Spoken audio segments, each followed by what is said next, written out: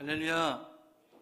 오늘은 담임 목사님께서 확진자와 접촉하여서 그래서 접촉자로 밀 접촉자로 일주일간 자가격리하게 돼서 오늘 예배를 섬기지 못하게 되었습니다. 그래서 부족하지만 제가 오늘 일부 말씀을 전하고 2부 예배는 우리 백경환 목사님이 또 하나님 말씀을 전해주도록 하겠습니다. 오늘 여기에 있는 모든 것이 하나님의 은혜임을 여러분 믿으십니까? 우리 옆 사람에게 인사했으면 좋겠습니다. 모든 것이 하나님의 은혜입니다. 한 번 더 인사하겠습니다. 주님 안에서 사랑하고 축복합니다. 사람들이 이사할 때 많이 고려한 것이 있습니다. 아마 이 새솔동도 이제 신도시이다 보니까 많은 분들이 이렇게 언근각처에서 많이 이사 왔을 거라고 생각하는데, 그 이사할 때 많은 사람들이 고려한다는 것이죠. 또 어떤 각자마다 중요한 요소를 확인하고 이사를 한다고 합니다. 교통 상황이 잘 되어 있는지, 또 쇼핑몰이나 대형마트나 병원이 내가 이사하는 지역에 좀 가까운 곳에 있는지 같은 이 주변 인프라를 보고 많은 사람들이 이사를 결정한다고 하죠.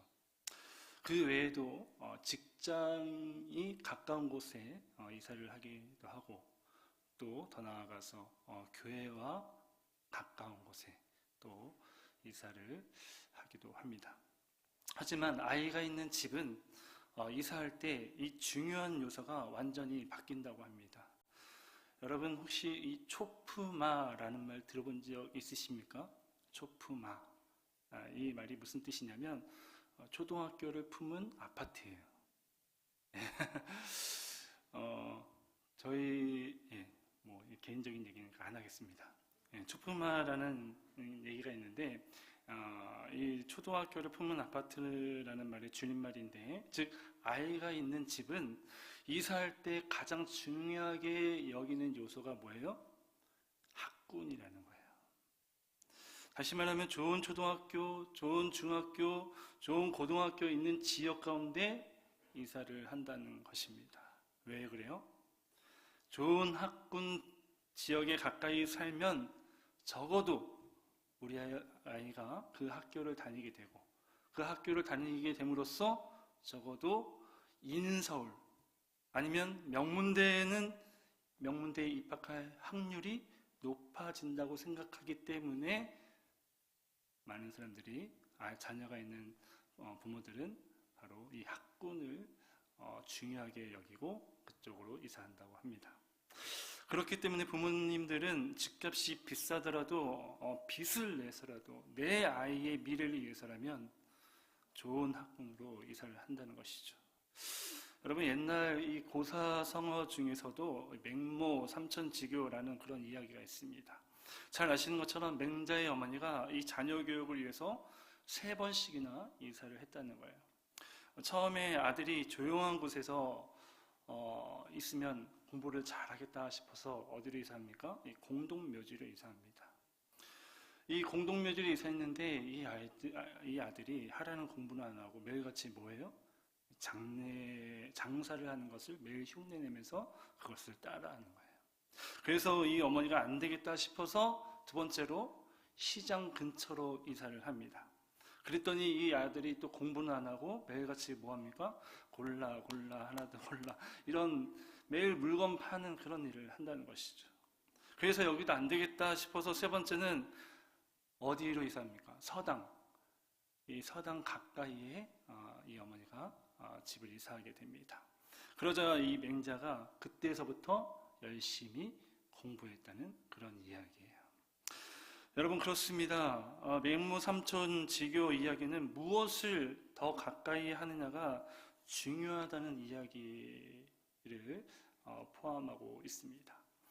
여러분, 저희 집에 이제 첫째 딸 하린이가 있는데 작년 이제 뭐 한 2달 전이죠. 작년 성탄절에 어린이집에서 이 캐롤을 배웠는지 어린이집에 갔다가 집에 오면 항상 노래를 하는 거예요. 울면 안 돼, 울면 안 돼, 우는 아이는 산타 할아버지가 선물을 안 주신대요 하면서 아빠 난 안 울어 그러면서 뭘 달라는 거예요? 선물 달라는 거예요. 그런데 좀 있다가 얘가 입술에서 어떤 노래가 나왔냐면 찐찐찐찐찐이야 이런 노래를 하는 거예요. 그래서 이게 무슨 노래인가 했더니 이게 알고 보니까 이 미스터 트롯에서 나왔던 영탁이라는 가수가 노래를 하는 것이었습니다. 그래서 우리 아이가 그 노래하는 것을 너무나도 재밌고 조금 더 황당하기도 하고 해서 저희 아내한테 물어봤습니다.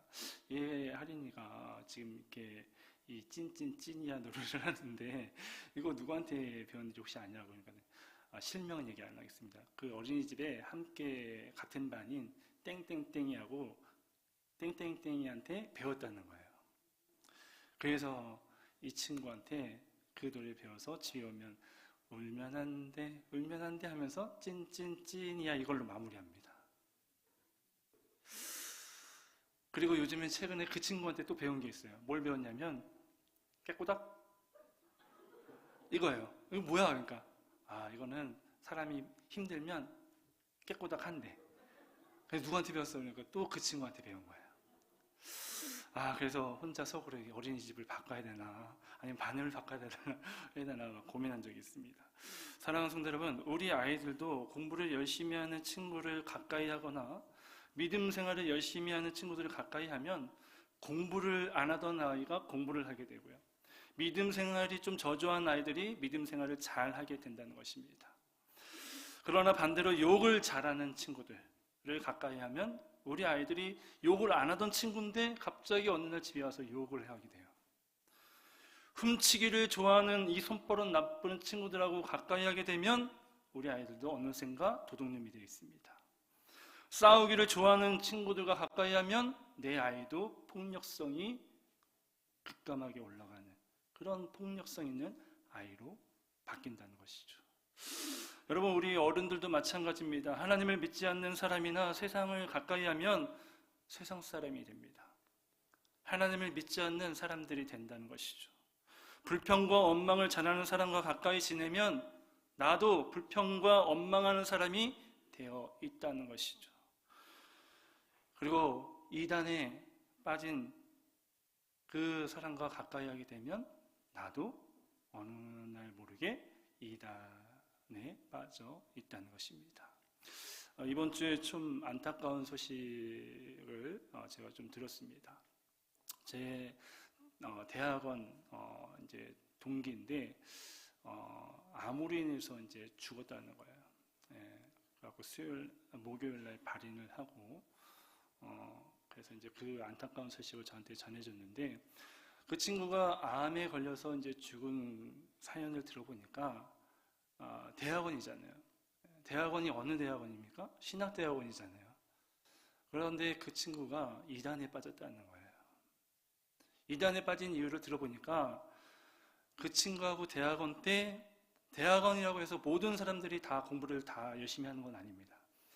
여러분들도 잘 아시는 것처럼 공감하시는 것처럼 꼭 학교에는 뒷좌석에서 노는 아이들이 있어요. 그래서 이 동기도 약간 그 무리에 속했고요. 저는 좀 앞자리에 있었습니다. 여러분들의 믿음은 자유니까. 어쨌든 그 친구가 이제 이제 대학원에 같은 반인 이제 그 어느 형하고 저하고는 이제 그냥 얼굴 안면만 있고 같은 반일지라도 친분이 있지 않으니까 근데 그 친구가 그 형하고 같이 잘 어울리는 거예요. 같은 신학 대학원에서. 그런데 알고 보니까 그 형이 이단에 빠졌던 거예요. 근데 그 이단의 종교는 목사가 아니라 교주가 누구냐? 장로님이에요. 그래서 그 형이 제 신대원 동기를 같이 친하게 지내다 보니까 이 친구를 이 교회에 데려간 거예요. 그러다 보니까 점점점 이 이단의 말씀에 물들어서 이단에 빠지게 된 거죠. 그리고 이 친구는 또 누굴 전도해요? 자기 엄마를 또 데리고 옵니다. 그래서 그 엄마도 그 장로님한테, 교주인 장로님한테 벤츠라는 그 어마어마한 차를 빚을 내서, 은행 빚을 내서 또 갖다 바쳐요. 그리고 나서 이 친구가 거기서 또 좋은 또 그 여자를 소개를 받아서 결혼하게 됩니다. 먼저 그 교회 다녔던 여자인데 그 여자랑 결혼하게 돼요. 그런데 나중에 이 친구가 이곳이 뭔가 잘못됐다. 이곳은 이단이구나라는 것을 알게 되고 나오려고 합니다. 그랬는데 거기에 이제 교주인 그 장로님이 그 친구 아내한테 이혼하라는 거예요. 아무 이유 없이 그냥 이 교회를 나오지 않게 되니까 않으려고 하니까 그냥 이혼하라는 거예요. 그래서 이런 신랑이가 몇 차례 좀 시간이 오래됐나 봐요. 그래서 이것저것 막 여러 가지 스트레스를 받으면서 암이 찾아오고 결국에는 경제적인 문제도 생기고 여러 가지 우환이 생기면서 이 친구가 결국에는 이혼을 하게 되고 나중에는 암을 고치지 못하고 좀 안타까운 죽음을 맞이하게 됐다는 그런 사연을 들었습니다. 여러분, 내가 무엇을 가까이 한다는 것은 또 다른 의미에서 보면 그만큼 내가 좋아하기 때문에 가까이 한다는 거예요. 여러분들도 좋아하는 사람과 가까이 하고 싶지 않습니까? 싫어하는 사람하고 가까이 하고 싶지는 않잖아요. 내가 좋아하는 사람과 가까이 하고 싶고 내가 좋아하는 것과 가까이 하고 싶다는 것이죠. 내가 술집을 가까이 한다는 것은 술을 좋아하기 때문에 술집을 가까이 합니다. 백화점을 가까이 한다는 것은 내가 쇼핑을 좋아하기 때문에 백화점을 가까이 한다는 것이죠. 친구를 내가 가까이 하는 것은 친구가 좋기 때문입니다. 그리고 내가 교회보다 세상을 가까이 한다는 것은 아직 교회보다 세상을 더 좋아하는 마음이 내 안에 있기 때문에 가까이 한다는 거예요. 사랑하는 성도 여러분, 여러분은 무엇을 가까이 하며 어떤 사람과 가까이 하면서 살아가고 계십니까? 오늘 우리가 읽은 이 시편 73편 말씀은 아삽이 지은 시편입니다. 아삽은 다윗과 이 동시대의 사람으로서 성전에서 어떤 역할을 맡았냐면 성가대를 전담한 이 수석 지휘자 같은 그런 사람이었어요. 그 역할을 맡은 사람이었어요. 그런데 오늘 본문 2, 3절 보니까 아삽이 악인들이 잘 되는 것을 보고 질투하고 있다는 거죠. 왜냐하면 오늘 본문 4절, 9절 말씀에 보면 악인들은 자기 마음대로 제약 가운데 살아가는데도 아무 고통 없이 또 병으로 고생하는 일도 없이 건강하게 지내고 재산도 날마다 척척척 늘어나고 모든 일이 다 형통하게 되고 잘 되는 것을 보니까 너무나도 시기하고 너무나도 질투가 일어나는 거예요. 그렇기 때문에 아삽은 오늘 본문 13절, 17절 말씀에서 신앙생활에 해가 됩니다. 그리고 시험에 들어요. 내가 하나님을 믿으면서 거룩하게 살아가고 정직하게 살아가고 그런데도 불구하고 이렇게 신앙생활하면서 어려움을 당하면서 살아가는데도 불구하고 왜 악인들이 잘 되는가? 이렇게 힘든 신앙생활을 하는 게 나에게 무슨 의미가 있나? 라고 원망 불평을 하는 것이죠. 그런데 여러분, 하나님께서 신앙생활에 해이가 되고 시험에 빠진 이 아삽을 그냥 놔두시지 않고 깨닫게 하셔요. 그래서 오늘 17절 말씀 현대인의 성경으로 보면 이렇게 말씀합니다. 내가 하나님의 성소에 들어갔을 때 악인들의 최후를 깨닫게 되었습니다. 라고 이렇게 얘기해요. 하나님의 성소에 들어갔을 때 악인들의 최후를 깨닫게 됐습니다.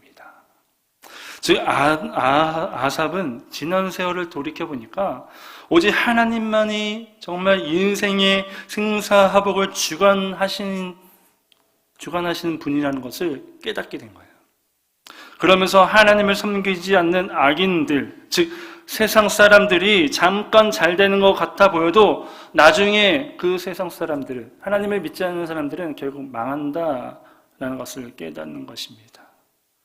그리고 하나님을 섬기고 가까이 하는 의인은 지금 고난과 역경을 당하지만 최후에 결국 마침내는 승리하며 은혜와 축복을 누린다는 사실을 확신하게 돼요. 그래서 아삽은 오늘 본문 25절, 28절 말씀처럼 온 천지에 오직 하나님만이 나의 반석이시오, 나의 분기시오, 내 사모하고 의지할 만한 분입니다 라는 그런 고백을 하게 되는 것이죠. 여러분, 오늘 본문 26절에 이 나의 반석이라는 뜻은 하나님은 나의 완전한 보호자가 되십니다 라는 뜻이에요. 또 나의 분기시라는 뜻은 하나님만이 내 인생에 필요한 것을 공급해 주시는 공급자이십니다 라는 그런 말입니다. 그리고 아삽은 결론적으로 오늘 본문 28절 말씀처럼 이렇게 고백하죠. 하나님께 가까이함이 내게 복이라. 내가 주 여호와를 나의 피난처로 삼아 주의 모든 행적을 전파하리이다 라고 이렇게 딱 결론을 써요. 사랑하는 성도 여러분, 오늘 아삽의 고백은 한마디로 신앙생활을 하다 보면 세상의 어려움에 부딪히고 오히려 세상이 잘 되는 것처럼 보여 부러워지기도 하고 우리의 인생이 잘 안 풀리는 듯 느껴지지만 그럴 때마다 인생의 승사복을 주관하시고 온 오주 만물을 다스리시고 통치하시고 완전한 보호자이시고 공급자 되신 하나님을 가까이 하여서 나의 인생의 피난처로 삼아 승리하여 살아계신 하나님을 증거하며 살아갈 것이다 라고 말하고 있는 것입니다. 사랑하는 성도 여러분, 우리는 삶을 살아가면서 누구를 가까이 해야 합니까? 당연히 하나님을 믿고 있는 성도라면 하나님을 우선적으로 가까이 해야 된다는 거예요. 우리가 하나님을 가까이 하며 살아갈 때 아삽의 말처럼 생사복을 주관하시고 완전한 보호자이시고 공급자 되신 하나님께서 우리가 사업을 하거나 우리가 직장을 다니거나 우리가 공부를 하면 지혜를 공급하여 주시고 우리의 삶을 보호해 주실 것이라는 것을 믿습니다. 또한 몸이 약한 사람들에게는 건강을 붙들어주는 은혜가 있게 될 줄 믿습니다. 그러므로 오늘 이 자리에서 예배드리고 있는 저와 여러분이 이전보다 더욱 하나님을 더 가까이 하는 삶이 되시기를 주님의 이름으로 축원합니다. 여러분, 그런데 우리가 한번 생각해 볼 것은 하나님께 가까이 한다 라는 말은 무슨 뜻입니까? 하나님을 가까이 하라고 하는데 과연 그 하나님을 가까이 한다라는 이 말이 무슨 뜻입니까? 너무나도 추상적으로 들리지 않습니까? 다시 말하면 하나님은 어디에 계시길래 가까이 하는 자가 복이 된다라고 말씀하고 있느냐 이 말이죠. 여러분, 한번 물어보겠습니다. 하나님은 어디에 계십니까? 정답은 하나님은 어디에나 계십니다. 아멘. 이것을 신학적인 용어로 하나님의 편재라고 말을 해요. 즉 하나님은 무소부재하신 분이어서 하나님은 영이셔서 이 세상 어디에도 안 계신 곳이 없다는 것입니다. 예레미야 23장 24절 말씀을 보니까 여호와가 말하노라 나는 천지에 충만하지 아니하냐라고 말씀하고 있어요. 사랑하는 성도 여러분, 일반적으로 사람들은 가까이 있다, 또 멀리 있다라는 이것을 거리적인 개념으로 말할 때는 이 공간적인 개념으로만 생각합니다. 그러나 거리의 개념은 이 공간적인 개념뿐만 아니라 마음의 거리도 있다는 거예요. 그리고 더 나아가서 영적인 거리도 있다는 것이죠. 예를 들어서 이 자리에 함께 앉아서 예배를 드리고 있지만 예배를 마치고 우리가 여러 명이서 정말 이 사회적 거리두기에 최소한의 그 인원이 함께 가서 식사를 하러 갑니다. 그리고 차를 마시러 가요. 그런데 내 옆에 친분이 없는 그 사람이 내 옆에 앉아 있어요. 그리고 이분하고 한마디도 얘기를 하지 않습니다. 여러분, 지금 이분과 나와의 거리는 어떤 거리죠? 공간적인 거리에서는 아주 가까운 거리입니다. 그러나 마음의 거리는 어떻습니까? 아주 멀리 있죠. 그러나 반대로 외국에 사는 가족과 매일 화상통화를 해요. 그러면 그 가족과의 거리는 어떤 거리입니까? 공간적으로의 거리는 아주 멀지만 마음의 거리는 어때요? 아주 가까운 거예요. 여러분, 지금 무슨 말씀을 하는 것이냐면 하나님과 영적인 거리도 마찬가지라는 거예요. 하나님은 온 천지에 충만하십니다. 즉 하나님은 지금 이 공간, 우리가 예배드리는 이 자리에 함께 하십니다. 심지어 우리의 마음속에 성령으로 내재하고 계십니다. 이처럼 하나님과의 거리는 공간적으로는 아주 가까이 있다는 것이죠. 그래서 이 하나님과 영적인 거리도 가까운 사람이 있는 반면에 아주 먼 사람도 있다는 거예요. 영적인 거리가. 그렇다면 사랑하는 성도 여러분, 우리는 어떻게 하면 살아가면서 하나님을 가까이 하며 살아갈 수 있습니까? 첫째는 우리가 죄를 회개할 때 하나님을 가까이 하며 살아갈 수 있습니다. 여러분, 죄는 하나님과 우리의 인간 사이를 갈라놓습니다. 그래서 이사야서 59장 2절 말씀을 보니까 오직 너희 죄악이 너희와 너희 하나님 사이를 갈라놓았고 라고 이렇게 말씀하죠. 우리가 죄 가운데 있으면 하나님이 바로 옆에 계셔도, 내 안에 계셔도 하나님과의 영적인 거리는 멀리 느껴집니다. 따라서 날마다 나 자신의 죄와 허물이 발견되면 즉시 무엇을 해야 됩니까? 예수의 보혈을 의지하여 날마다 회개하며 다시 한번 주님과의 거리를 좁혀지는 거예요. 그렇게 되면 하나님께서는 우리를 불쌍히 여기시고 다시 우리를 가까이 하십니다. 그래서 시편 34편 18절은 이렇게 말씀합니다. 여호와는 마음이 상한 자를 가까이 하시고 중심으로 통회하는 자를 구원하시도다. 여러분, 시편 이 34편 18절에서 말씀하는 마음이 상했다는 말은 영어 번역으로 보니까 죄로 인해서 마음이 부서졌다라는 말을 번역을 해요. 따라서 우리가 부서진 마음을 붙들고 예수님의 십자가의 보혈로 죄를 회개할 때 내 이 부서진 마음이 어떻게 된다고요? 다시 온전하게 된다는 거예요. 이 마음이 온전하게 되면 그때야 하나님의 인재를 느끼고 하나님과 가까이 있다는 것을 내가 느끼며 살아가게 된다는 것입니다. 두 번째, 하나님 말씀을 우리가 하나님과 가까이 할 때 어떻게 됩니까? 말씀을 가까이 할 때 하나님을 가까이 하며 살아갈 수 있다는 것이죠. 요한복음 1장 1절 말씀을 보니까 태초에 말씀이 계시니라. 이 말씀이 하나님과 함께 계셨으니 이 말씀은 곧 하나님이시라. 여러분, 말씀이신 하나님은 온 우주와 세상을 말씀으로 창조하셨습니다. 그리고 지금도 이 세상은 하나님의 말씀으로 보존되어 가고 지금도 하나님의 말씀으로 이 세상을 다스리고 이 세상을 운영해 가십니다. 따라서 우리가 하나님 말씀인 성경을 가까이 하는 것이 하나님을 가까이 하는 거예요. 시편 119편 11절에 내가 주께 범죄하지 아니하여 주의 말씀을 내 마음에 두었나니 라고 말해요. 여러분, 아까 죄는 하나님과 우리 사이를 어떻게 한다고요? 갈라놓는다고요. 그런데 말씀이 우리 안에 있으면 뭐 한다고요? 죄를 범죄치 않는다고 말합니다. 여러분, 반대로 하나님 말씀인 성경을 멀리하는 것은 하나님을 가까이 할 수 없는 것입니다. 하나님과 점점 마음의 거리, 영적인 거리가 멀어지는 거예요.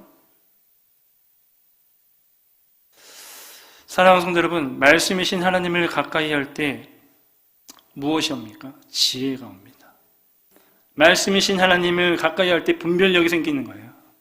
말씀이신 하나님을 가까이 할 때 거룩해지고 죄를 멀리하고 우리의 부정적인 마음과 생각이 긍정적인 마음과 생각으로 변화되어지고 우리가 어디로 갈지 몰라 방황하고 있을 때 우리를 선한 길로, 복된 길로, 형통한 길로 인도해 주실 줄 믿습니다. 디모데후서 3장 16절은 이렇게 말합니다. 모든 성경은 하나님의 감동으로 된 것으로 교훈과 책망과 바르게 함과 의로 교육하기에 유익하니. 히브리서 4장 12절도 이렇게 말합니다. 하나님의 말씀은 살아있고 활력이 있어 좌우의 날선 어떤 검보다도 예리하여 혼과 영과 및 관절과 골수를 찔러 쪼개기까지 하며 또 마음의 생각과 뜻을 판단하나니 라고 말합니다. 그리고 시편 1편에서도 복 있는 사람은 하나님의 말씀을 주야로 묵상하는 자로다. 그렇게 말하고 그 이후에 뭐라고 얘기합니까? 말씀을 주야로 묵상하는 그 삶 가운데 어떤 일이 벌어져요?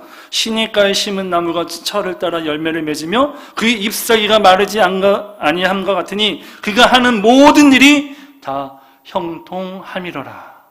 할렐루야. 사랑하는 성도 여러분, 그러므로 하나님의 말씀을 얼마나 가까이 하느냐에 따라서 오늘 본문 시편 이 73편 28절 이 말씀의 근거에 따르면 복 있는 삶이 될 것인지 복이 없는 삶이 될 것인지가 결정이 된다는 거예요. 따라서 사랑하는 성도 여러분, 우리 성기는 교회 모든 성도님들 삶 가운데 하나님 말씀을 가까이 해서 항상 말씀을 읽고 듣고 배움으로써 하나님을 가까이 해서 복된 삶이 다 되시기를 주님의 이름으로 축원합니다. 세 번째로 교회를 가까이 해야 하나님을 가까이 하며 살아갈 수 있어요. 여러분, 교회는 예배를 드리는 곳입니다. 그리고 예배는 하나님을 만나는 거예요. 따라서 교회를 가까이 할 때 예배를 드리게 되고 이 예배를 통해서 하나님을 만나게 되고 하나님을 가까이 할 수 있기 때문에 교회를 늘 가까이 해야 한다는 거예요. 그러나 코로나19 상황으로 사회적 거리두기를 하면서 우리가 사람과의 관계도 멀어졌지만 교회와의 거리도 멀어졌습니다. 그러다 보니까 교회 나오는 것도 소홀해졌고 말씀 있는 것도 소홀해졌고 기도하는 것도 소홀해졌고 총체적으로 예배 드리는 것이 소홀해져서 하나님과의 이 영적인 거리가 멀어진 거예요. 하나님과의 이 영적인 거리가 멀어지니까 내 삶에 윤택함이 없습니다. 기쁨이 없어요. 은혜가 없습니다. 영혼과 삶이 메마르고 공허하고 허무한 삶을 다람쥐 쳇바퀴 돌듯 살아갑니다. 서두에서 말씀드렸지만 어떤 성도님들 중에서는 교회를 한 번이라도 더 나오기 위해서 교회 중심적으로 신앙생활을 하시는 분들이 계시더라고요. 교회를 한 번이라도 더 나오기 위해서 교회 가까이 이사 오시는 분들도 계십니다. 그런 분들을 봤을 때 너무 귀여운 마음을 제가 감동을 받습니다. 그래서 그분들을 위해서 더 기도해 드리시고 더 정말 하나님의 복이 그들에게 임해서 정말 하나님의 영광을 드러내는 그런 귀한 하나님의 사람으로 쓰임받게 하고 싶다라는 그런 기도가 제 안에 그냥 나옵니다. 여러분, 야고보서 4장 8절은 말합니다. 하나님을 가까이 하라. 그리하면 너희를 가까이 하시리라. 오늘 본문 17절에서도 아삽은 이렇게 말합니다. 하나님의 성소에 들어갈 때에야 하나님의 성소에 들어갈 때에야 그들의 종말을 내가 깨달았나이다 라고 말하고 있어요. 여러분, 백화점이나 어떤 쇼핑몰이나 어떤 마트나 어떤 직장이나 어느 곳에 가서 하나님 이 진리를 깨닫는 게 아니에요. 어디 들어갈 때요? 성소에 들어갈 때에야 그 진리를 깨달았다는 거예요. 무슨 말씀입니까? 하나님의 성전인 교회를 가까이 할 때 하나님께서도 우리를 가까이 하신다는 말씀이에요. 하나님의 성전인 교회에서 예배를 드릴 때 지혜가 생기고 회복의 은혜가 넘치고 기쁨이 넘쳐 승리하는 삶을 살아가게 된다는 것입니다. 그러므로 오늘 이 아침에 예배드리는 모든 섬김의 성도들이 교회를 가까이 하여 무너진 예배가 회복되어져 더욱 하나님과 가까워지는 은혜가 있기를 주님의 이름으로 축원합니다. 마지막 네 번째, 기도함으로 하나님을 가까이 하며 살아갈 수 있다는 거예요. 여러분 잘 아시는 것처럼 기도는 하나님과 대화하는 시간이에요. 하나님과 교제하는 시간입니다. 그래서 시편 145편 18절은 이렇게 말하죠. 여호와께서는 자기에게 간구하는 모든 자, 곧 진실하게 간구하는 모든 자에게 가까이 하시는도다. 할렐루야. 사랑하는 성도 여러분, 시편 145편 18절 말씀처럼 기도는 우리가 하나님을 가까이 하는 그런 통로이고 수단입니다. 기도는 하나님께서 우리에게 은혜를 베푸시는 통로입니다. 그래서 우리는 항상 무엇을 해야 됩니까?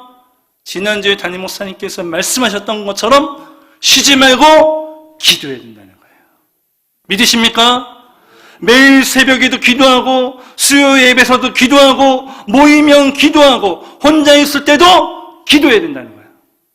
그러면 하나님과 가까이 하며 살아가게 되어서 우리 인생이 복된 인생으로 살아가게 된다라는 거예요.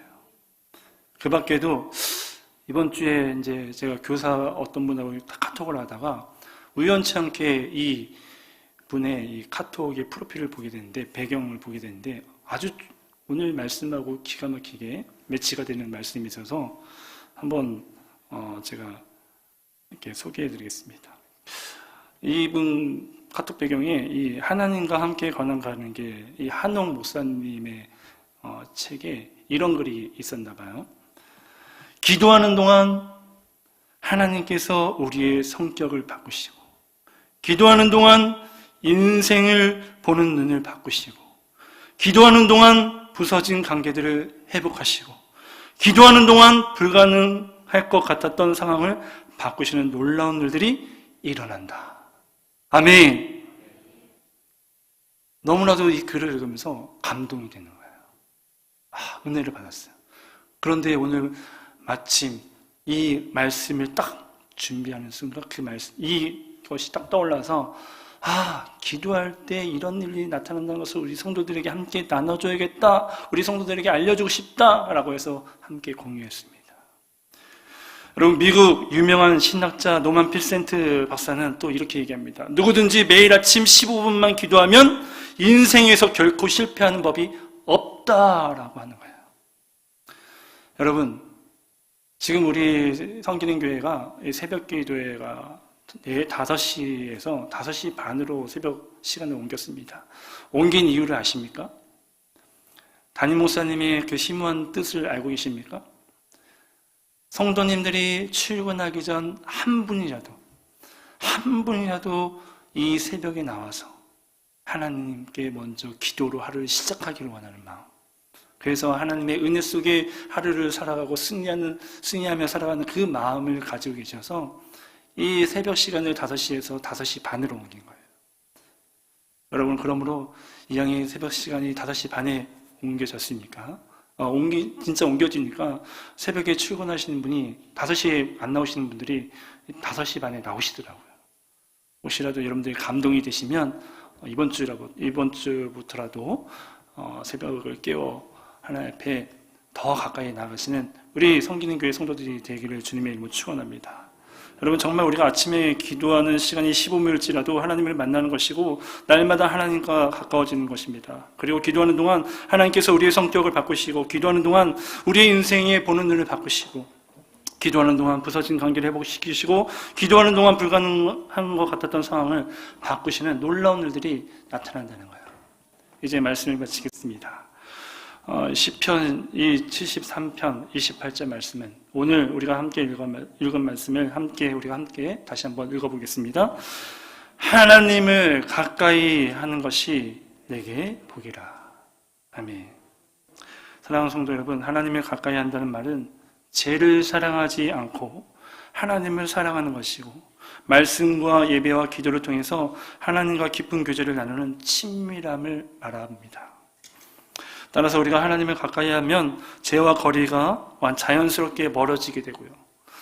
또 완전한 보호자 되시고 공급자 되신 하나님께서 주시는 은혜가 우리의 삶 가운데 넘쳐나게 된다는 것이죠. 그러나 반대로 하나님께 가까이함이 내게 복이라는 이 말씀은 하나님을 멀리하면, 오늘 본문 우리가 읽었던 본문 27절 그 말씀을 보면 복이 없고 저주받고 멸망한다는 거예요. 하나님을 가까이 하면 복이 되지만 하나님을 멀리하는 그 사람들에게는 복이 없고 저주받고 멸망한다고 말을 하고 있습니다. 여러분, 이스라엘 역사를 보면 이스라엘이 하나님을 가까이 할 때는 하나님이 보호해 주시세요. 도와주십니다. 그들의 삶을 인도해 주십니다. 그러나 하나님 말씀대로 살지 않고 하나님을 멀리하며 우상 숭배하고 자기 뜻대로, 자기 중심대로, 자기 생각대로 살아갈 때 그들의 삶에 위기가 오고 문제가 왔어요.